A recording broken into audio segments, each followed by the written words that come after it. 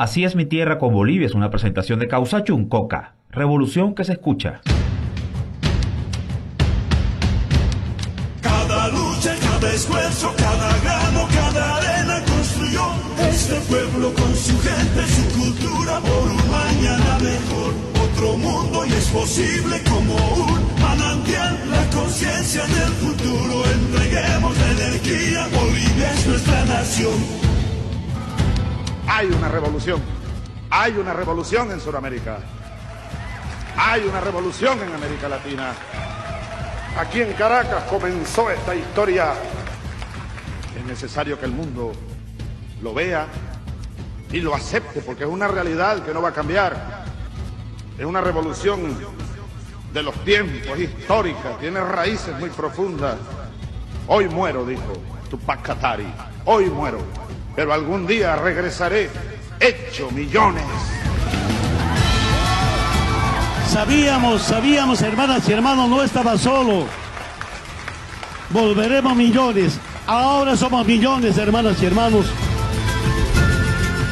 Te tapo tambe, penato san, tamo tocón poichin.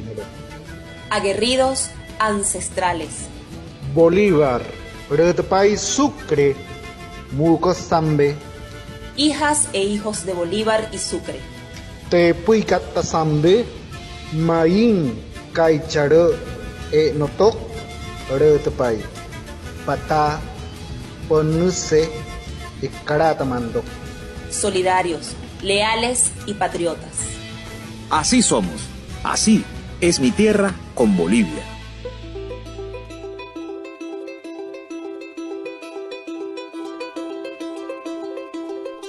Seguimos nosotros con el acontecer informativo en esta ocasión en nuestra amada Bolivia. Pues bien, luego de la sentencia por 10 años contra Yanine Áñez por los diversos delitos constitucionales, ahora se ha dado pie para acelerar el juicio denominado Golpe 1, que busca hacer justicia por haber asumido la senadora Áñez la jefatura de facto en el Estado Plurinacional de Bolivia. Pero escuchemos mayor detalle en la voz de nuestro compañero Gustavo Torrico. Un saludo a la América morena, bella, digna, revolucionaria. Desde Bolivia, la hija predilecta de nuestro libertador. Habiéndose dado sentencia por 10 años contra la ex senadora Yanine Áñez por vulneraciones constitucionales y incumplimiento de deberes, resoluciones contrarias a la Constitución, en esa calidad de senadora,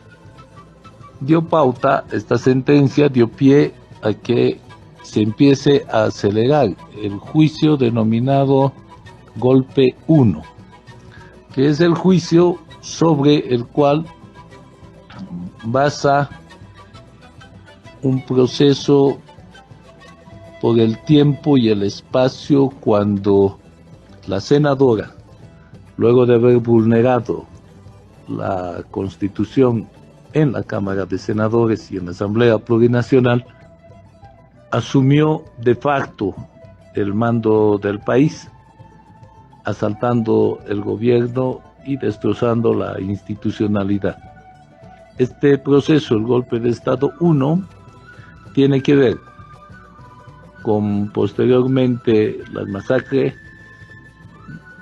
Ya también estaba resoluciones contrarias a la Constitución, pero por eso ya tiene una sentencia.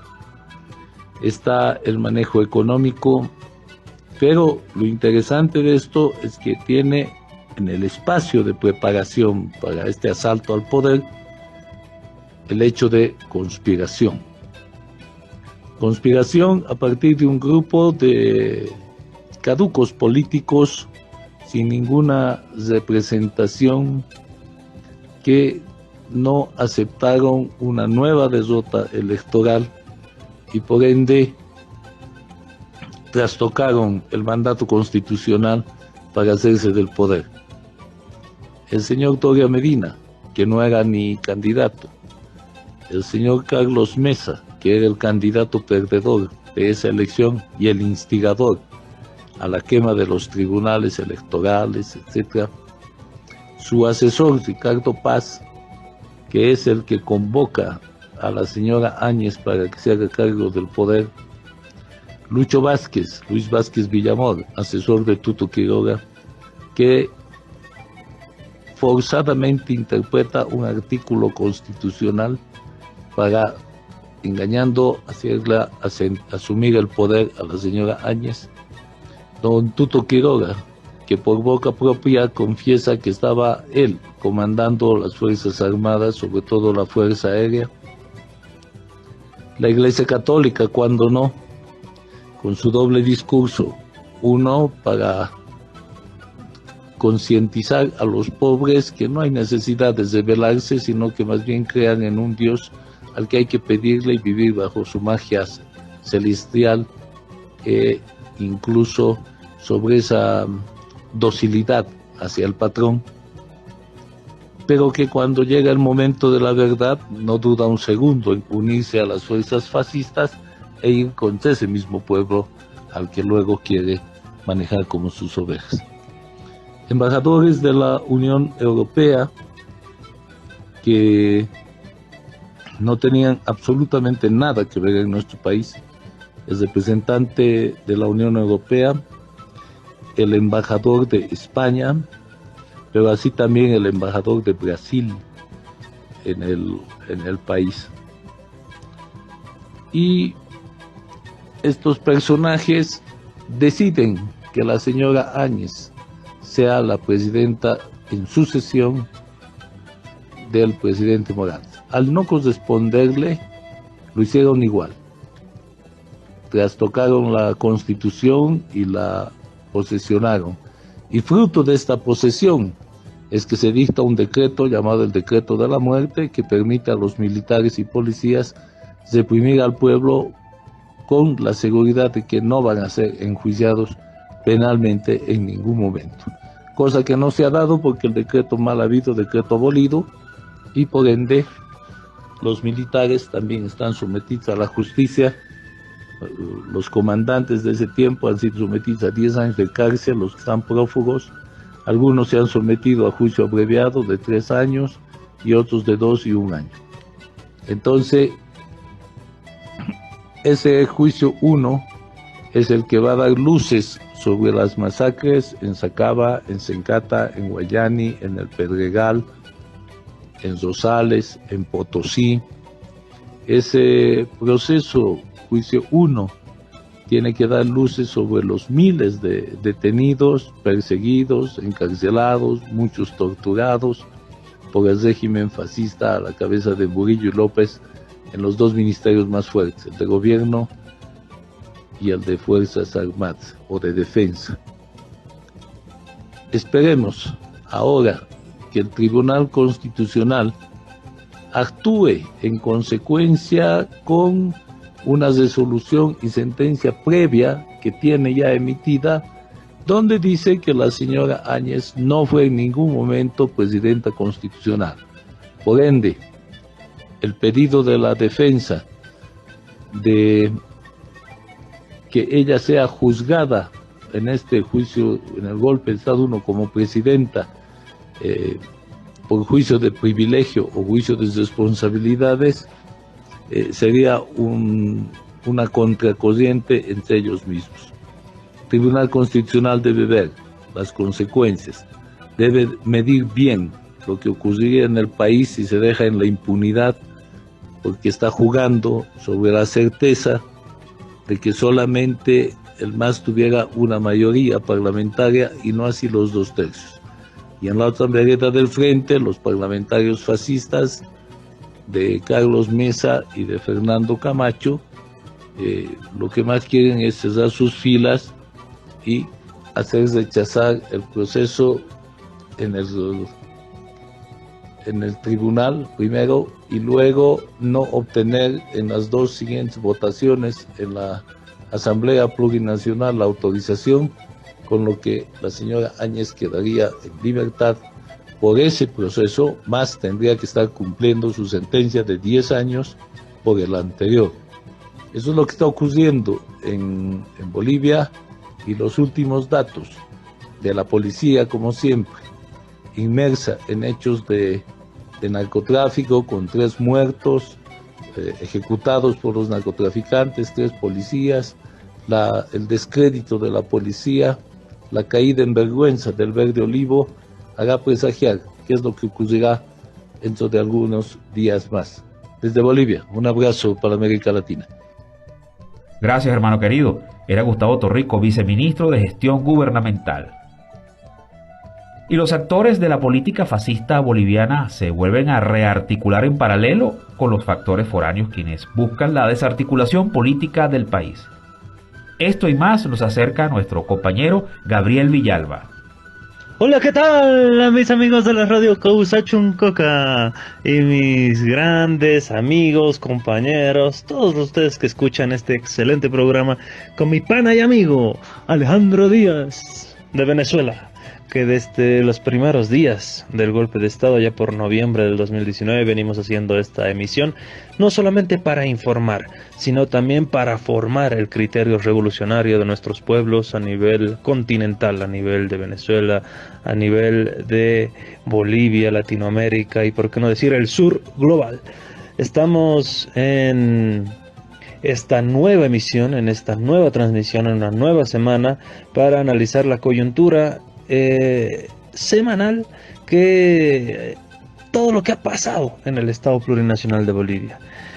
Sin lugar a dudas tenemos que hablar de cómo los actores internos del golpe de Estado se vuelven a rearticular, aliar y coordinar con los actores foráneos, los actores externos. Esto es sumamente clave para empezar a analizar y develar lo que está aconteciendo actualmente en Bolivia. Si bien la semana pasada hablábamos de la sentencia en contra de Yanine Áñez por los delitos de resoluciones contrarias a la Constitución y las leyes e incumplimiento de deberes, una pena privativa de libertad de 10 años, a partir de esa sentencia se han vuelto a rearticular los actores del golpismo interno, a parar las orejas, se podría decir, a ponerse alertas, porque a partir de esa sentencia también se vienen persecuciones penales, obviamente en el marco de la legalidad que caracteriza al Estado boliviano, contra actores como por ejemplo Tuto Quiroga, por ejemplo Carlos Mesa, por ejemplo el señor Ricardo Paz, jefe de campaña de Carlos Mesa, que fue a declarar en esta semana en torno al caso Golpe de Estado 1, por ejemplo en contra de, lo había dicho ya antes, Samuel Doria Medina, empresario que pidió que se haga una declaración virtual puesto que estaba fuera del país. Entonces estos actores locales, Luis Fernando Camacho, que ha propiciado toda una marcha, una manifestación a nivel de el Comité Cívico de Santa Cruz, allá en la ciudad de Santa Cruz.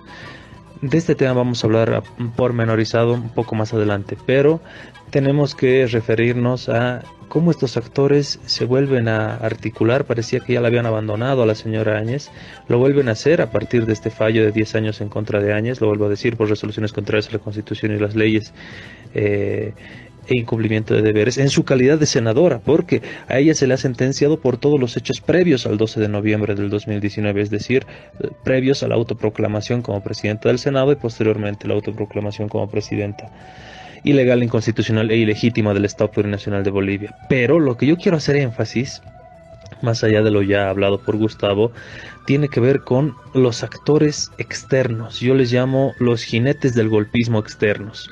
¿Quiénes han sido? Han sido fundamentalmente el embajador británico en Bolivia, Jeff Gleckin, que hizo muy bien su trabajo en torno a la articulación política del apoyo y respaldo a estos grupos denominados Revolución Pitita. Y esto es algo público, ¿no? Está ahí, si revisamos de forma detallada la red social Twitter del embajador británico Jeff Gleckin, vamos a encontrar toda la participación que tuvo alentando abiertamente a esta subversión del orden constitucional en Bolivia. No es casualidad que también la representación del Reino de Gran Bretaña e Irlanda del Norte en Bolivia hayan presentado un pronunciamiento diplomático oficial reprochando la actitud de la justicia boliviana en contra del fallo de Yanine Áñez. ¿Qué significa este pronunciamiento? Pues cuidar las espaldas de su embajador y cuidar las espaldas de la participación que tuvo Gran Bretaña en el golpe de Estado.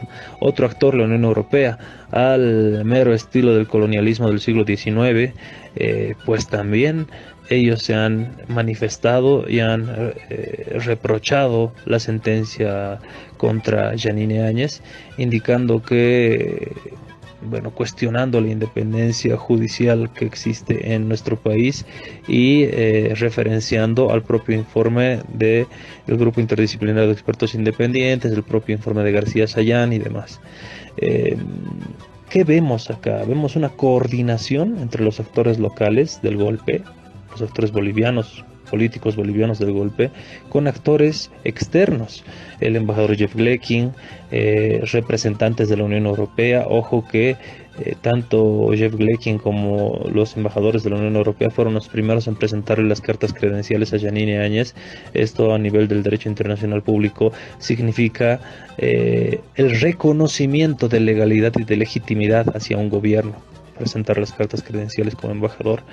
Entonces, lo mismo trataron de hacer con Guaidó, recuerdan ustedes muy bien, en Venezuela, con la autoproclamación, ¿no? Entonces, es un mismo accionar y una coordinación muy bien armada entre los actores locales y los actores externos. No está además, y fundamentalmente también, referenciar a la oficina del hemisferio sur de Estados Unidos, que ha tenido una participación activa también en el golpe a nivel mediático, a nivel de, primero, naturalizar el golpe de Estado como una supuesta ruptura, bueno, como una supuesta continuidad del gobierno constitucional y demás, negando la ruptura del orden constitucional y avalando un gobierno supuestamente legítimo y una sucesión constitucional, entre comillas. Y por otro lado, también brindando todo el apoyo logístico para posteriormente el blindaje mediático del golpe de Estado en nuestro país. Estos actores se han vuelto a articular, se han vuelto a unir. Es un dato no menor porque conviene analizarlo. Lo vinimos haciendo ya desde la semana pasada, lo volvemos a hacer ahora. ¿Por qué? Porque los acontecimientos nos han dado la razón y los acontecimientos nos hacen ver que estos actores locales no están solos. Los que dieron el golpe de Estado en Bolivia no están solos, están articulados con poderes internacionales, los actores externos del golpe, ¿no? Y los vuelvo a decir, Jeff Glecking, la Unión Europea, Estados Unidos, no actúan solos y están actuando nuevamente en una coordinación. No es casualidad tampoco la marcha realizada en la ciudad de Santa Cruz en contra de, supuestamente, que estaríamos viviendo en un narcoestado, un estado que se está convirtiendo en aliado del narcotráfico, de los grandes narcos, con esto del caso Nayar y demás, que muy bien ya lo hemos citado también en anteriores emisiones, pero los mismos que protestaban contra la ley de legitimación, la ley contra la legitimación de ganancias ilícitas, son los mismos que salieron a protestar en Santa Cruz de la Sierra contra supuestamente un estado que está viviendo del narcotráfico, que es una forma de ganancia ilegal, de legitimación de ganancias ilegales de dinero, ¿no? Entonces podemos ver la doble moral de esas oligarquías cruceñas, los caballeros del Oriente, los caballeros Toborochi, que en su momento, para que no se investigue de dónde sacaban su dinero, se negaron a una ley contra la legitimación de ganancias ilícitas. Hicieron toda una protesta masiva a nivel nacional. Ahora el tiempo le dio la razón al gobierno nacional y a los legisladores que plantearon esta ley. ¿Por qué? Porque vemos que existe en nuestro país personajes, uno de ellos es Nayar, que pues ha blanqueado su dinero. Nadie sabe cómo. Y nadie tampoco puede investigarlo porque no tenemos precisamente una ley contra la legitimación de ganancias ilícitas, fundamentalmente plata devenida de actividades ilegales como el narcotráfico, ¿no? Entonces, se puede consolidar esto en una nueva victoria del gobierno si se sabe utilizar de forma estratégica y muy bien para plantearle nuevamente a la población la pertinencia de la ley contra la legitimación de ganancias ilícitas, que ha sido negada, que ha sido a través de la desinformación manipulada por los medios hegemónicos de comunicación para confrontar al gobierno con la población. cosa que ahora vemos su necesidad. Por otro lado, también, como ya lo dijo Gustavo, continúa este desprestigio a nivel institucional de toda la policía en su conjunto, ¿no? Recordemos que la policía ha sido una institución que ha pues participado abiertamente en el golpe de Estado en Bolivia a través de los motines policiales, y esta institución no precisa una reforma únicamente o cambios superficiales, sino toda una revolución, toda una reingeniería a nivel institucional que se tiene que trabajar en las instancias pertinentes. Eso ya se verá, lo dijo también Gustavo, pero bueno, quería aportar con ese elemento. Sin más, también quiero invitarles a que hoy a mediodía puedan seguir la transmisión que se va a realizar en la página de Bolivianos en el Extranjero a el compañero Nelson Cox. Vamos a participar en torno a el conversatorio dedicado a develar y comparar el paramilitarismo de los años 70 con el vandalismo de la Unión Juvenil Cruceñista y la Resistencia Juvenil Cochala, que se va a desarrollar a través de una transmisión en radio de allá de Argentina, pero también grupos como Repensando Bolivia, Siglo XXI, Bolivianos en el Extranjero, Mundialmente Unidos por la Huipala, y otras plataformas que se van a también sumar a esta transmisión. Les invito cordialmente que puedan también ustedes seguirla. Sin más, me despido desde La Paz, Bolivia. Un abrazo cordial a todos. Y cambiando de tema, tenemos que la presencia de la quinta ola de la COVID-19, el aumento sostenido de casos y el invierno, donde es habitual el aumento de las enfermedades respiratorias, no aumenta aún los niveles de vacunación, según datos del Departamento de La Paz. Más o menos un 55%, cerca a 1.7, 1.8 millones de personas en nuestro departamento ya ha recibido un esquema completo de vacunación. Estamos hablando de todos los grupos, entre los 5 años de edad hasta más de los 70 años de edad, ya hemos alcanzado estos grupos de vacunación. A esto también se tiene que sumar que en dosis de refuerzo estamos en el 14% en grupos totales. El informe oficial señala que por quinta semana consecutiva, Bolivia registra aumento de contagios. 5.371 casos. Esto representa un incremento de 82% a nivel nacional respecto a la semana anterior. Es importante destacar que 4 departamentos concentran el 97% de los casos. El Ministerio de Salud confía en su estrategia de no haber bajado la guardia ni en los momentos en los que la epidemia parecía ceder. Tenemos las dosis disponibles para el 100% de nuestra gente. Pedirles que en esta época invernal no bajemos la guardia en cuanto a las medidas de bioseguridad, el distanciamiento social, el uso de barbijo, el lavado frecuente de manos. Otra estrategia permanente es la vacunación, proceso que prácticamente se ha estancado por campañas de grupos religiosos y otros sectores contrarios, pese a que el gobierno abrió la vacunación a partir de los 5 años de edad. Hemos cambiado totalmente la estrategia. En el momento más bajo de la pandemia hemos mantenido nuestra actividad de vigilancia epidemiológica tal cual estuviéramos en el pico más alto de la pandemia. Eso Esperamos que logre disminuir la cantidad de casos. De más de 6% de letalidad en la primera ola, actualmente se mantiene el 0.1%. Los grupos de menor receptividad a la vacuna son los de 5 a 11 años, según las autoridades, porque los padres y familiares se resisten a autorizar la inmunización en escuelas, tanto en áreas urbanas como rurales. Y pasando a otros temas, tenemos que el Centro de Medicina Nuclear en El Alto ha puesto en funcionamiento casi la totalidad de los servicios, esto a menos de 4 meses de haber abierto las puertas a los pacientes. Ya todos los servicios están en funcionamiento, la parte diagnóstica de medicina nuclear, el área de tratamiento, que viene a ser radioterapia tanto externa con los 2 aceleradores que se tiene, también la braquiterapia de alta tasa de dosis o radioterapia interna, también se están haciendo procedimientos. El primer Centro Estatal de Medicina Nuclear en Bolivia atiende a cerca de 40 pacientes por día, pero su capacidad máxima, que aún se encuentra en desarrollo, es de 100 pacientes por día. Todos los centros de medicina nuclear, como son de alta complejidad, requieren de un paso por paso. No se puede hacer todas las cosas de golpe. Entonces, al requerir de un paso por paso, hay que ir de poco. Hay que ir formando, capacitando, ir haciendo los estudios. Esta semana inició el funcionamiento del servicio de cardiología nuclear, con un proceso de actualización a cargo de un experto argentino. En cardiología nuclear podemos hacer muchos estudios de diagnóstico, ¿sí?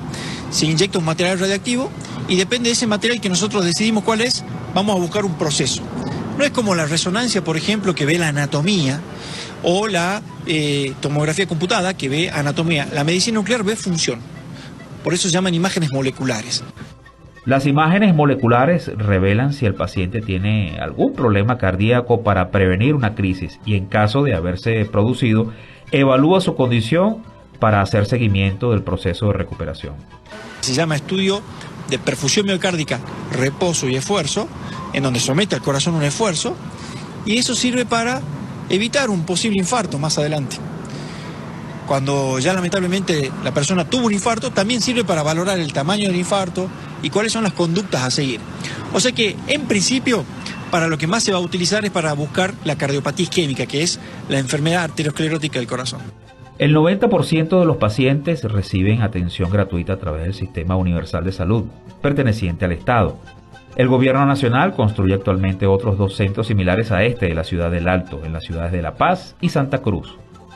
Todo esto gracias a las pertinentes acciones del gobierno al mando del compañero presidente Luis Arce.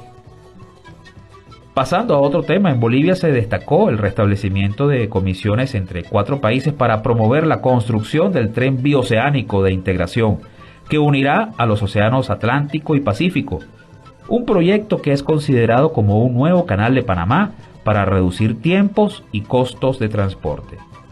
Escuchemos mayor detalle en la voz de nuestro compañero Freddy Morales. El tren bioceánico de integración ya está parcialmente construido en más de un 60%, mediante las redes ferroviarias de cada uno de los 4 países participantes. Pero primero el golpe de Estado en Bolivia y luego la pandemia relegaron el proyecto. Es una reunión histórica, pues se reactivan los trabajos de este corredor ferroviario luego de 3 años de haber suspendido los trabajos y de haber suspendido las coordinaciones. Esta semana el proyecto fue retomado a iniciativa de Bolivia mediante una reunión virtual entre autoridades de alto nivel de los gobiernos de Brasil, Perú y Paraguay, además de Bolivia.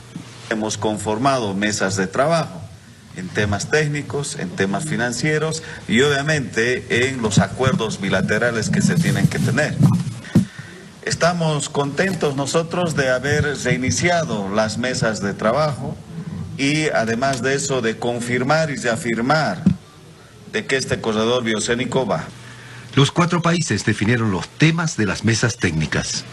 Un primer grupo de trabajo es para ver el tema de los financiamientos. Un segundo tema es el aspecto técnico, es decir, tenemos que verificar las distancias o las trochas que se llaman de las rieles o del medio de transporte. Y otro grupo va obviamente a realizar todo lo que se refiere a las especificaciones técnicas de construcción. Y fijaron para noviembre próximo un nuevo encuentro, a fin de conocer los informes y tomar decisiones políticas. Estas 4 mesas de trabajo a noviembre de este año nos van a entregar los informes correspondientes para que nosotros, los ministros, informemos también a nuestros presidentes de cada país. Entonces, en ese entendido, estamos realizando el trabajo correspondiente de acuerdo a un cronograma y a puntos específicos. El tren bioceánico de integración busca unir los puertos brasileños en el Atlántico, como el puerto de Santos, con los puertos peruanos y chilenos del Océano Pacífico. La red tendrá 4.100 kilómetros de extensión y reducirá a la mitad costos y tiempos de transporte a otros continentes. Todas estas informaciones usted las podrá encontrar en www.causachuncoca.com, desde donde podrá conocer las más recientes informaciones de Bolivia y el mundo, además de sintonizar nuestras emisoras vía online. Y bien, con esta información nosotros nos vamos. En la producción estuvo la teniente de navío Rosario Rodríguez y en la dirección y frente al micrófono, como siempre les habla, Alejandro Díaz. Nuestros contactos en Twitter, @tierraasí con 2A, tierraasí. Nuestro canal de YouTube, Así es mi tierra, y nuestro canal de Telegram, Así es mi tierra, Venezuela. Ha sido un verdadero placer estar con todas y todos. Será hasta la semana entrante. ¡Hayaya!